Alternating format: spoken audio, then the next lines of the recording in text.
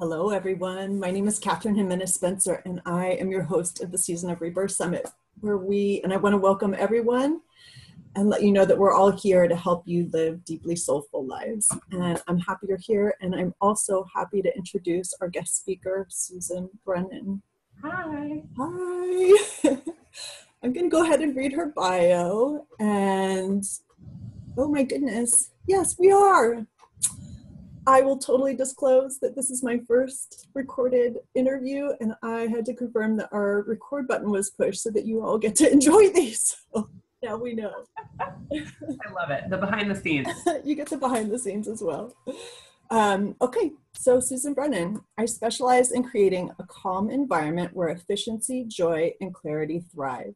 As an organization junkie, oxymoron, not my world, I love to inspire productive action by giving super clear next steps and following up with accountability. When you're feeling stuck, stressed, or down in the dumps, I will give you just the jolt you need to get yourself back in the saddle and create the life that you love with time to spare. I'll kick your booty and give you a hug all in the same conversation and keep you on your tip-top game by reflecting your strengths back to you and motivating you into action. Your success is dependent on you taking action, and I'm here to support you along the journey. I believe in God, growth, and grace, and my mission is to release stigma from depression and help people suffering from that debilitating life into one of joy and possibility. So welcome, Susan. We're so glad you're here.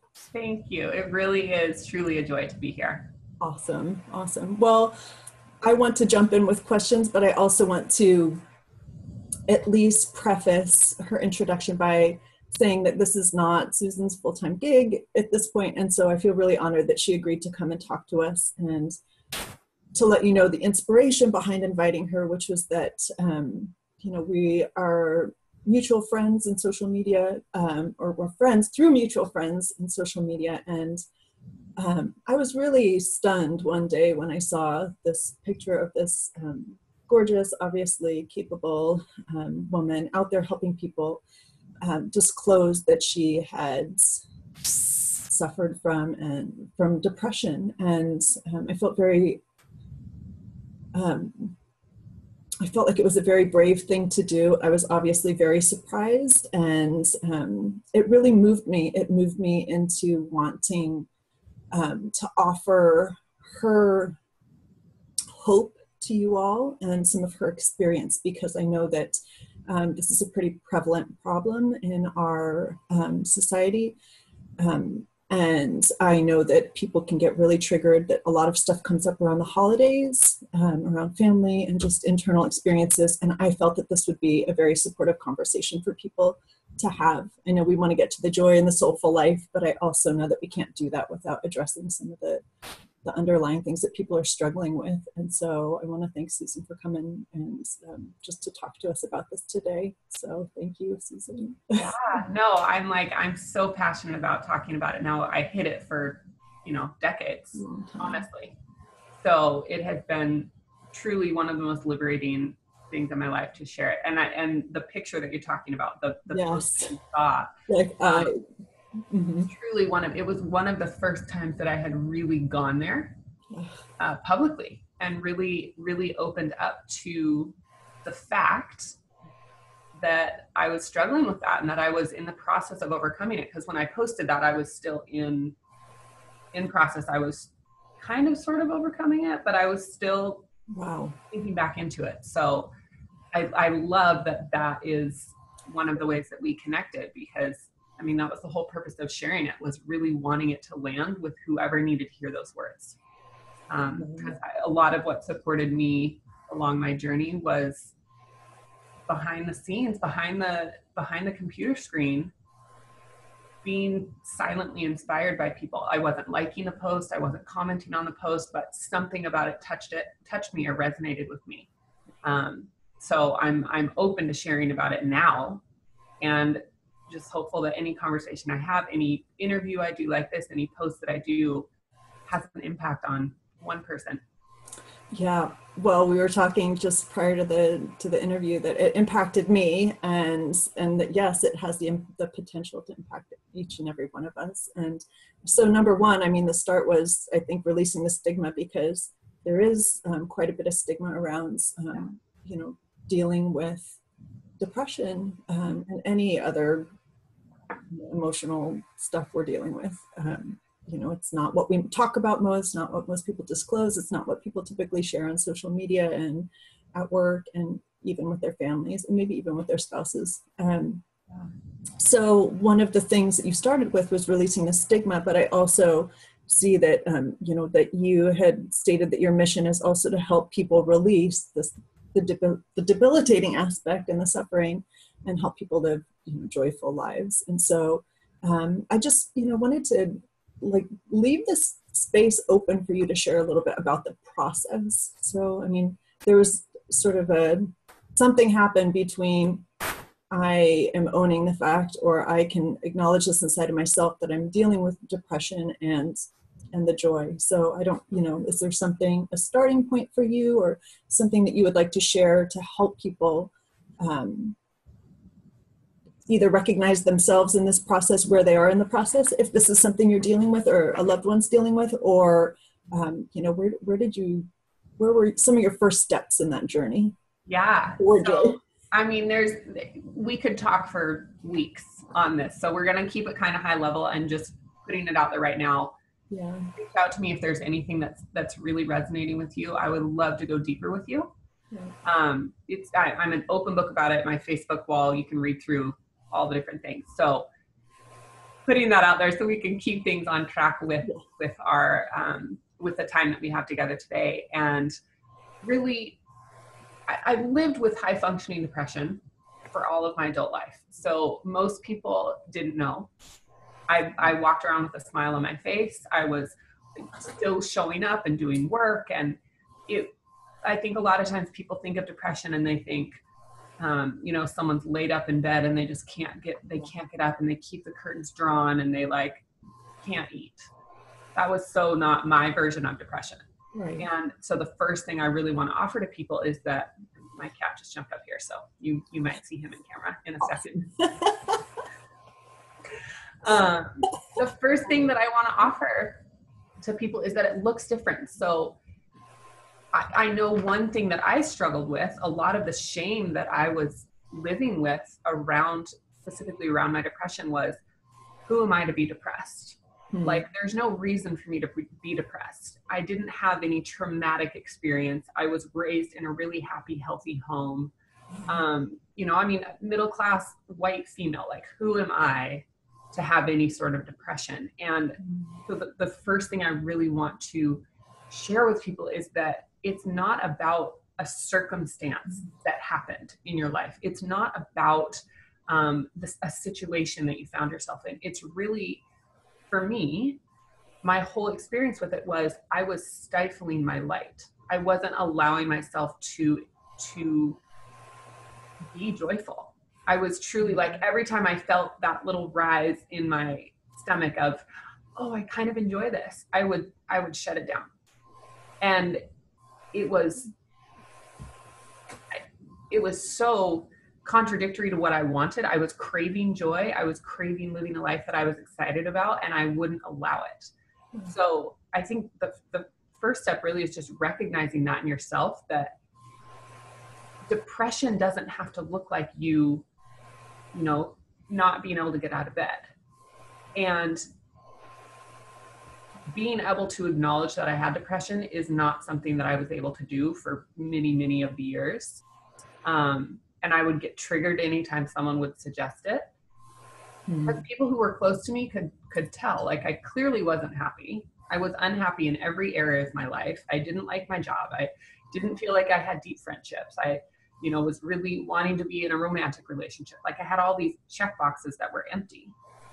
And I was complaining about them a lot. I spent a lot of time complaining.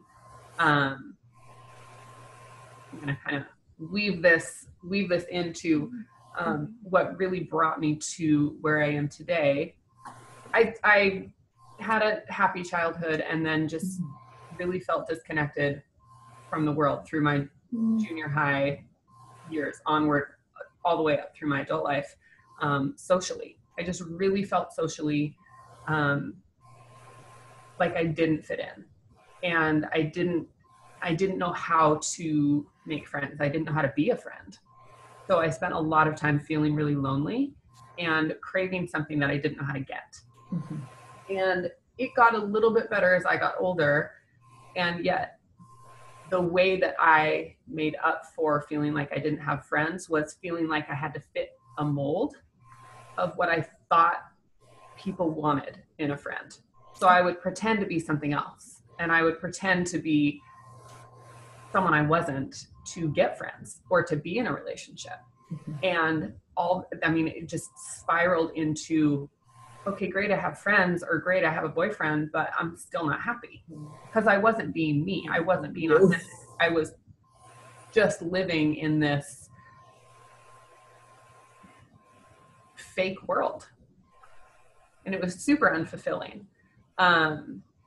All this transitions into my adult life, where I slowly, and really want to emphasize that, because for me it wasn't a quick fix. It took a long time until, these last couple years that were really, I really dove headfirst into it instead of trying to avoid it. So my story in these last couple years was starting to allow myself to figure out what I really wanted, starting to kind of look for that and seek it out, instead of giving into I guess this is just how my life is. I'm not going to be able to find what I want. There's not a guy out there for me. I'm not going to have a job that I enjoy. That's just how it is. I lived in that for a long time, and it wasn't working. So I started transitioning, and my business, I was working with clients that I really loved, and I wasn't really enjoying what I was doing, but I loved my clients, so I was clinging to that. And I got in a relationship with an amazing man. I fell deeply in love with him. And the end of our relationship, which ended like a little over a year ago, thankfully, when he broke up with me, he told me why. And this is really, I'm sharing all this backstory because this is really when it landed for me, how my depression was impacting my life in every area, and how I wasn't hiding it anymore. And he shared with me that the reason, one of the main reasons that he was ending our relationship, is because he couldn't support me in the way that I needed to be supported. And he was right.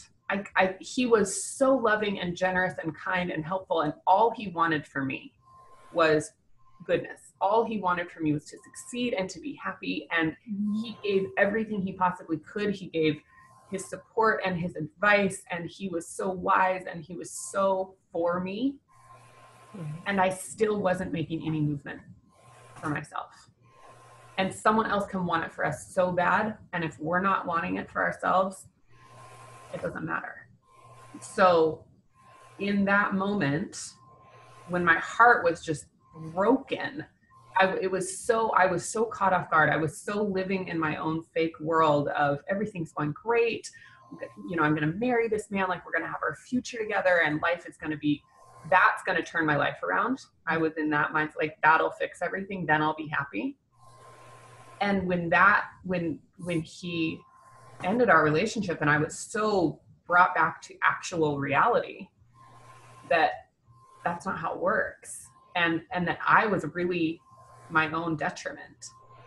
It blew my mind wide open. And a couple days later, had a conversation with one of my girlfriends, and she shared with me about a leadership program she had gone through that had changed her life. And I knew in that moment, I couldn't keep pretending, and I couldn't keep living the same cyclical life over and over and over again. And I was truly at my rock bottom. So I joined a leadership program, and what really made the difference for me, and now we're coming into modern day here, because I started that program a year ago, and it's about a 5-month course. And that's really when my true actual battle with depression started. So we hear that term a lot, battling with depression. Yep.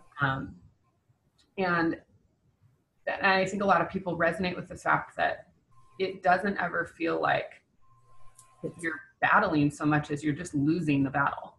Like you're just consistently losing the battle. You're just depressed. So depression is winning the war.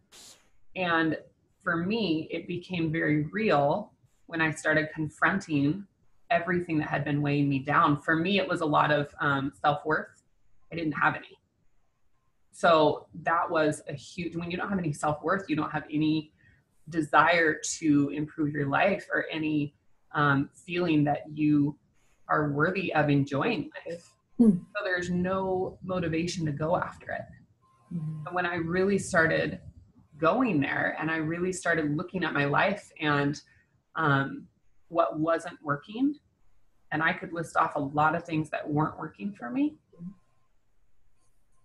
because of decisions that I had made. There's no blame in this and that, and I'll speak to that in a bit of really taking responsibility for it.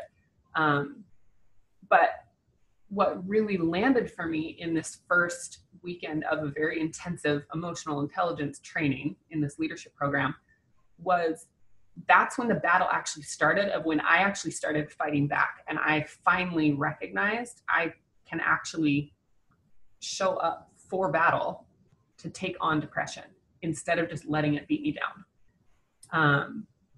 And that's really when it started, was going into where it started and where it came from. And so one thing I always love to offer to people is that it's not necessarily something that's you're just gonna snap out of it. Right. Because I certainly didn't walk away from the weekend and be like, oh, life is amazing, it's great, I'm no longer depressed. But what was cool was during that weekend, during that very intensive emotional experiences I got to have, was recognizing that everything that I had just shared, in the conversation with my girlfriend a couple days after my relationship ended, we were talking and she just opened the space for me to share everything that was not working in my life. And I went on and on and on, just complaining. I don't like this. I'm unhappy here. This isn't working for me. And when you allow yourself to say all of that out loud, it's kind of astonishing to recognize that here I am, I have every privilege available to me, and I'm choosing to not take any of them. I'm still choosing to feel helpless and like there's nothing I can do.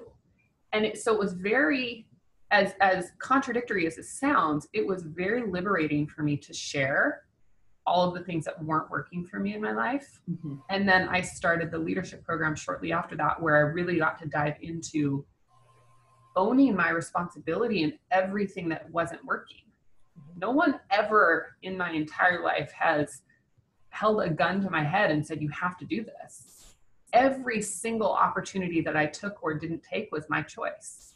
And here's what I really want to say to that is, I often didn't feel like it was. And the example I'll use is going to college. It was an expectation for all my years growing up that I would go to college and I would get a college degree. And then, however my future played out after that, that was an expectation. That was what my parents wanted for us kids. And I don't take it lightly now as an adult to recognize the amazing opportunity and privilege that is, that I got to do that. But at the time I felt forced. At the time I felt like that was my only option. And really, if I'm being super honest, I totally could have walked away from that. I absolutely could have said, I'm not going to college. My parents wouldn't have physically forced me to go there. I mean, there's nothing they could have done aside from kick me out of the house. But when that light bulb switched on for me, that I have choices, even if I don't like them, there are always choices. There are always options for every problem that you have, which, if we're really going to dive in, I'm a big fan of languaging and how you speak. So it's not a problem, it's a growth opportunity. But we'll we'll keep it here for now, but every issue that you're facing, every situation you're in that you don't like, if you can recognize that you always have an option, there's always multiple solutions available to you. You just may not like them. They might not be the fix it solution of I'll make this one choice and everything will be rainbows and butterflies from there on out, because that's not how it works at all. And I was stuck in that for a long time of, I don't like where I'm at, but the solutions that I see aren't going to get me exactly to the perfect place that I want to be at. So I'm not going to change. And that's a very defeating place to live from, because there's no such thing as the one solution that's going to fix everything and take you exactly perfectly where you want to go. So one of the most healing experiences throughout this process of overcoming depression has been really taking radical responsibility for my own choices and recognizing, and this was really cool for me, recognizing that if I made all the choices, which I did, that got me in all of these different, all the different jobs that I had, all the different relationships I was in, all the different friendships I had, and opportunities in my life that I wasn't enjoying or appreciating, if I made those decisions to get me there, I'm also in charge of making decisions that get me here to things that I do like and the things that I do enjoy. So it was a hugely impactful weekend for me to recognize that I actually, me, myself, and I'm the one that gets to choose if I want something different. So I chose differently. I chose to get super uncomfortable and look at things that weren't working in my life and look at what I had done to get myself in that situation, and then look at small things that I could do to start to shift out of it. Because I don't know if anyone else here has experienced the life of it's all or nothing. So either I completely walk away from everything in my life because this isn't working and I just do a 180 and go over here, which is super intimidating. I lived in that space for a long time, so I never took action because I wasn't ready to leave everything yet. And what I would love to offer is take one step. You don't have to change everything. You don't have to walk away from everything and every person. Take one step towards what you want and find one person who will encourage you along the way, because another huge, huge, huge portion of my recovery has been depending on my community to lift me up and support me and encourage me and build me up and help me recognize when I start to slip back into past habits, to have them call me on it and say, you don't get to live that way anymore. And that's what my girlfriend did for me when we had the conversation. It was over the phone, but it was like, you could tell the way that she was looking at me when she said this. Like, you don't get to live this way anymore. You've spent years of your life living like this, and it's time to change. Those were her words to me, and it finally hit me where I was able to hear that it was truly time for change and that it was gonna take some significant action on my part. Right. I spent a lot of my years wishing, hoping, dreaming, thinking, sitting. Right? Like I would sit behind my computer screen and wish and hope and think about it. And I was putting so much energy towards it that I thought that was making a difference. And I thought, well, if I think about it more, and I wish and hope that something can change. Like, I would love to just wake up tomorrow to a different life. That was a consistent thought for me. I just want to wake up to a different life. Mm-hmm. And I wasn't doing anything about it, though. I wasn't actually in action. I was thinking, wishing, hoping, putting all this energy towards it, but not doing anything. And that is exhausting. That is truly the cartoon person running in place, spending all their energy, getting exhausted, and going nowhere. That's how I was living my life. So it took the man of my dreams, the man that I was so deeply in love with, to wake me up to reality by ending our relationship. Like, that's what it took for me to finally realize, holy cow, I'm the reason. Like, I'm totally 100% the reason why my life isn't working, which in the moment was devastating, but now is like so empowering to know that I'm the reason. Like, I totally get to create whatever I want and bring in like this amazing community. And I'm sure you've experienced this too. Like, this whole online world is, oh my gosh, we get to connect with anyone and anyone we want to, and create deep connections with them that otherwise wouldn't be possible. And it's up to us to reach out, and it's up to us to continue creating that thriving environment by being authentic and being real. I mean, we connected. Yeah, I was going to say we're the perfect example. Truly. And I'm so grateful for that, because, you know, it's made an impact in our lives that we otherwise wouldn't have the opportunity to if we continued to live in oh, that's not me. That doesn't matter. And it's easy to stay in that place, but it's not helpful to stay in that place. So I feel like I just rambled on and on and on, because I get excited about what's possible.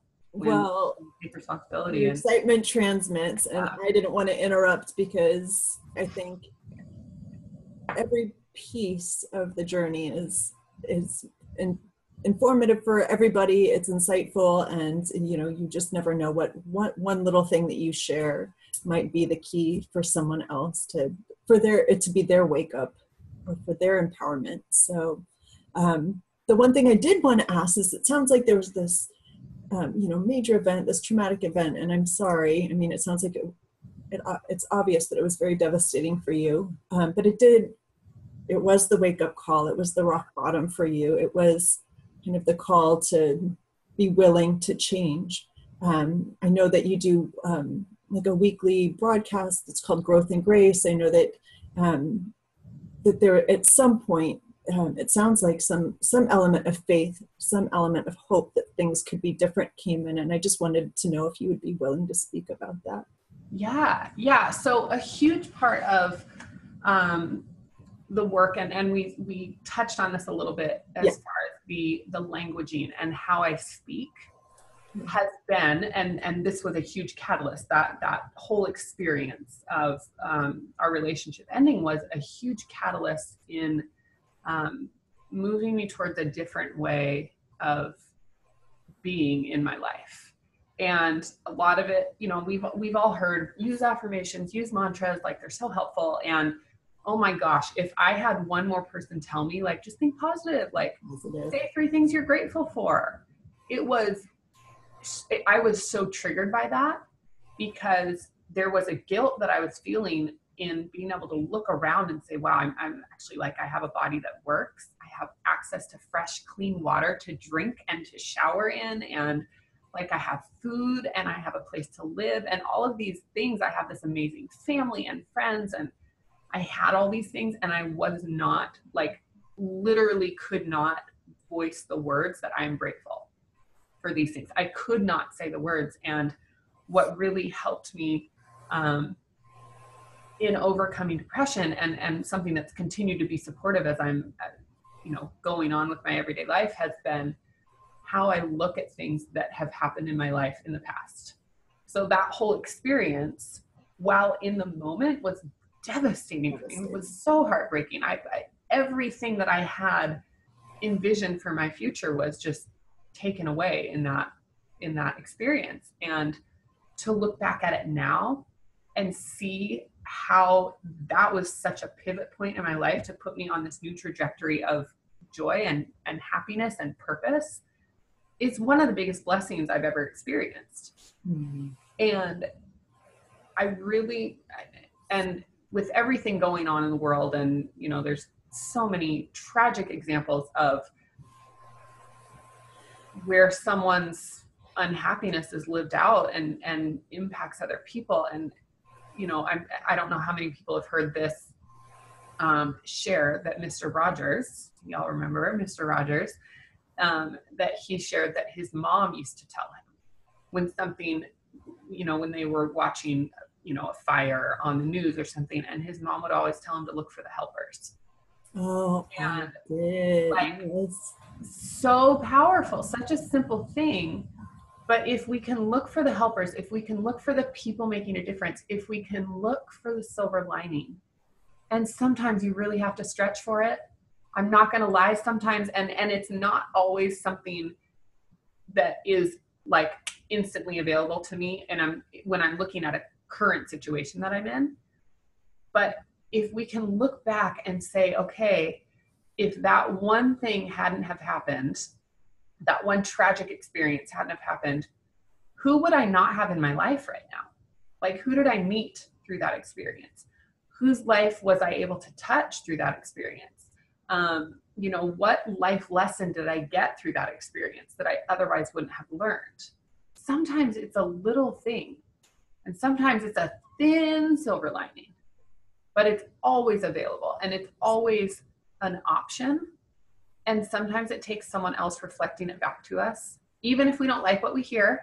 And this goes back to, you might not always like the choices. You might not always like what you're hearing, but recognize that it's still a truth. And it's still an option for you to look back at situations, or look at situations you're currently in, as blessings, and choose to say that out loud, because our subconscious mind is incredibly powerful and picks up on what we tell it. So if we say, that was a blessing. What a blessing. Mm-hmm. We can live from that space, even if in the moment you don't believe it. When you say it and you speak it out, when you have affirmations around, when you repeat mantras, there's a reason that that's such prevalent advice and living testament to it. It totally works. And thank God for friends who are persistent, who remind me consistently, say it anyway. Even if you don't believe it, repeat the affirmation. And one thing, I do say, I am joyful. I repeat that consistently. And the words that saved me were, I am grateful. Even if I didn't believe it in the moment, even if I felt that guilt of, I know I should be grateful, but I don't feel grateful right now. It's getting past the feelings, because most days I didn't feel like doing anything. I didn't feel like showing up. But if you can, even in the tiniest action, I don't feel like drinking 8 ounces of water right now. That's okay. That's fine if you don't feel like it, but you still get to. You still get to drink the 8 ounces of water, or you still get to walk to the end of the block and back, so that you're not just sitting for 24 hours a day. Like, whatever it looks like for you, you still get to take that action. And thank God for my friends who reminded me, you still get to be grateful. Even if you don't feel like it, you still get to say it. And they would sit on the phone with me, even when they could hear, like, I would just be like gritting my teeth. I was so annoyed with them because I didn't want to say it. Like, I was so resistant to it. And they stuck with me even through all of that. So if there's anything I can offer you, if you're experiencing depression right now, or you're in the throes and the depths of that darkness, do something that will forward you, even if you don't feel like it, because I get that you don't likely feel like it. And if you're someone who's not in depression, or you haven't experienced that before, first of all, you very, very likely know someone who is. Exactly. It's so prevalent. It's everywhere. We're touched by it. It's such an epidemic, but it's silent because there's such a stigma around it. People don't want to talk about it, but you very likely know someone who's struggling from depression. Be the person who sticks with them anyway. Be the person who reflects back to them, even if they have a problem for every solution you offer to them. Even then, remind them of what they can be grateful for. Stick with them on the phone and have them say it out loud, even if they don't feel like it. Have them send you a text message at 9 a.m. every day, whatever that looks like. Be there for them anyway, because that truly, my community, I would not be in this space. I would not be getting to enjoy my life if it were not for my community of people who stuck with me anyway, even when I'm sure they didn't feel like it, because there were plenty of times where I was not a pleasant person to be around. I mean, let's just be real about that. Yeah. I laugh because that is me. I've been there. And so I get to laugh at you. Yeah, totally. I mean, right, there's times I look back and think, how do I still have any friends? Like, these are friends. This is what friendship looks like. This is amazing that, wow, they've seen me at my worst. They've experienced me personally at my worst, because hurt people hurt people. Yes. And I lived as a hurt person for a long time, and I hurt a lot of people. So I'm not proud of that. And I own that now. And I'm sure even now that I feel freed and liberated from depression, and I'm living, enjoying life, I'm sure that there are times where I still hurt people.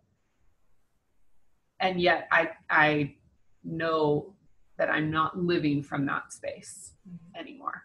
Yeah. There's something called apologies. You learn how to apologize and move on. Yes. You do. You definitely learn how, and that's, again, taking responsibility for it is huge. It's not saying, oh, I'm sorry you were offended.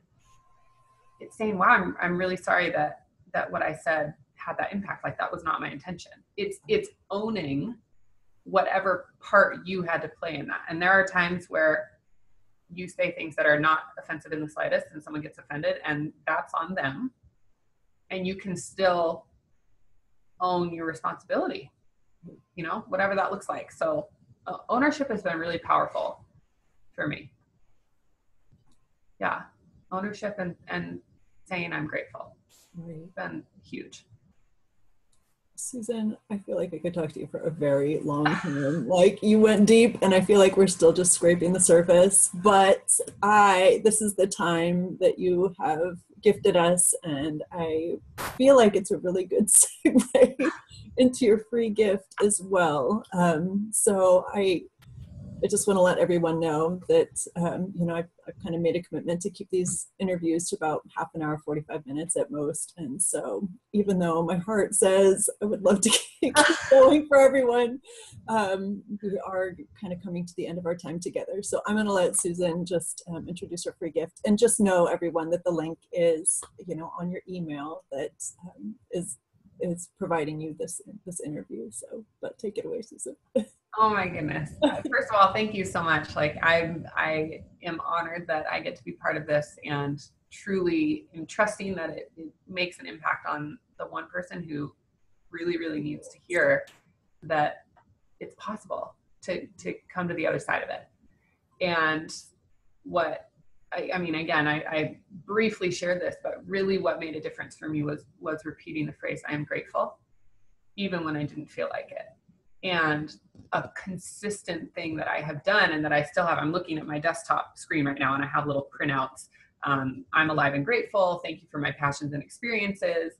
I'm a joyful, inspiring, worthy leader, and open my eyes to see your grace, Lord. Like, those are things that I have consistently in my viewpoint that I look at every day. And I also have, we're looking at our phones and our computers so much. So what I've created is desktop backgrounds and phone backgrounds for you that simply say, I am grateful. And there's a variety of colors available to you when you opt in. You get the whole pack of all of them, so you can pick and choose and switch them out. Because consistently being reminded of that has made a huge difference for me, and saying it out loud, setting reminders in my calendar to speak out what I'm grateful for, has been a huge game changer for me.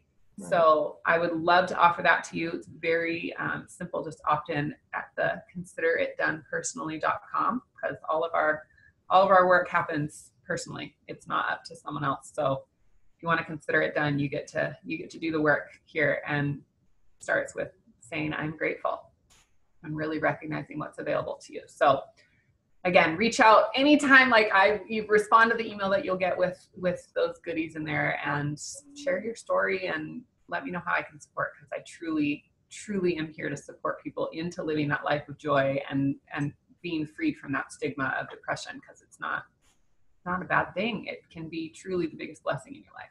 Right. Absolutely. Thank you so much, Susan. Thank you for your gift. Thank you for your time, and really the hope that you're sharing today, the hope and the help. So I will just end this by just saying thank you, and to let our listeners know that we will see you at the next interview. Thank you for your time and for being here with us. Okay. It's a pleasure. Thank you for having me. Take care, Susan. Bye. Bye.